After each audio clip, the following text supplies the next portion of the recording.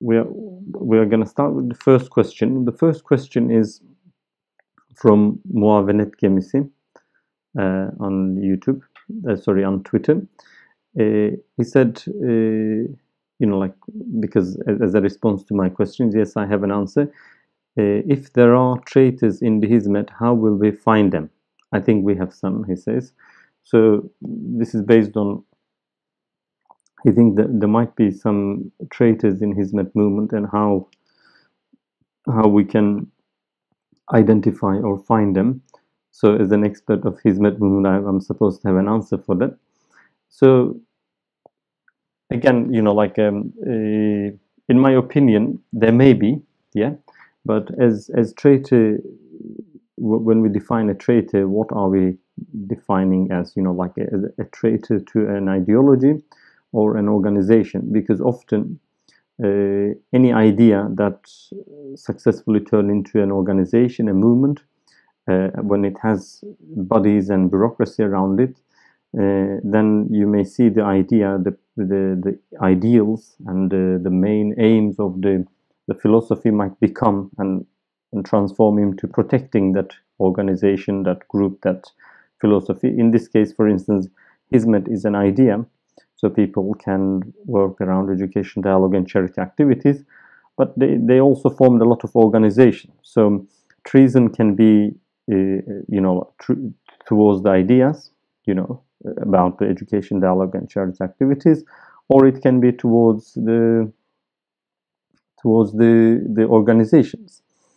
Because when ideas emerge and turn into organization, people also expect loyalty to organizations or organizational bodies or the people who represent organization, which may not be originally required in the beginning of the movement as an idea. So I think,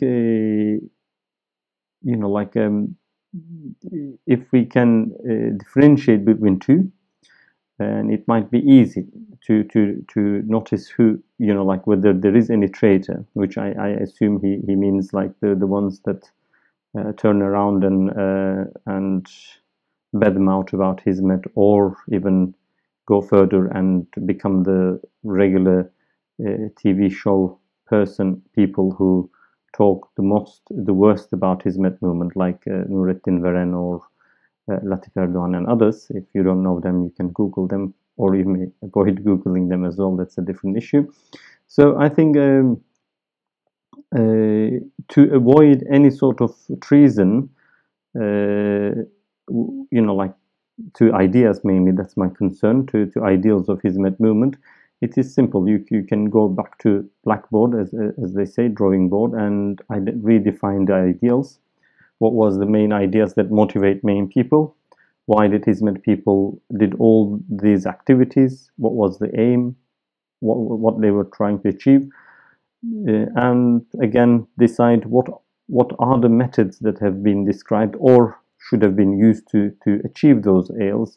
What sort of means can be used and what sort of means cannot be used, and define some principles, ethical constraints, fail-safe mechanism, what will happen when things go wrong. And then with that simple mechanisms, you can make sure everyone is in line with the ideas of Hizmet. And then a treason towards the idea means that anyone, if he goes out to principles, for instance, if he goes out, start abusing people, start, doing wrong things in the name of Hizmet, or assuming that he's a Hizmet person or whatever.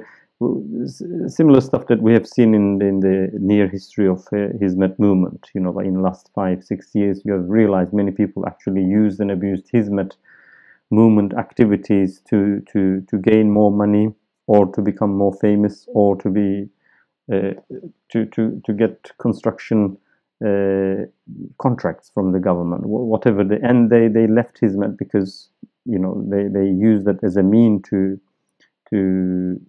an end. So if you redefine your ideals and your methods to achieve those ideals, and clarify the means that you are allowed to use, turn them into principles, put some ethical constraints and some principles, at the heart of the idea, and then anyone who goes out of those principles can be easily identified. Oh, this is not a Hizmet principle, so you are betraying the idea. It's easy to say. But when it comes to organizational betrayal, you may think some people are very good for the organization. They are very honest and very working, like they are defending and advocating about Hizmet and this and that. And you may end up seeing that they were actually harming the most. Or they might think that they are helping more, but you may realize they might harm more.